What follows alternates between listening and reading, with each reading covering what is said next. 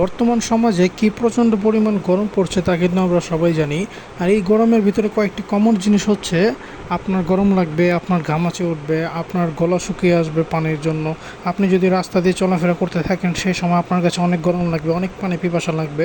অনেক সময় দেখা যায় পানি পিপাসাটা আমাদের রাস্তার ভিতরে চলাফেরার ক্ষেত্রে বেশি লাগে। তো তখন কিন্তু ইমিডিয়েট যদি আপনার আশেপাশে কোনো দোকান না থাকে তাহলে কিন্তু আপনি পানি খেতে পারেন না।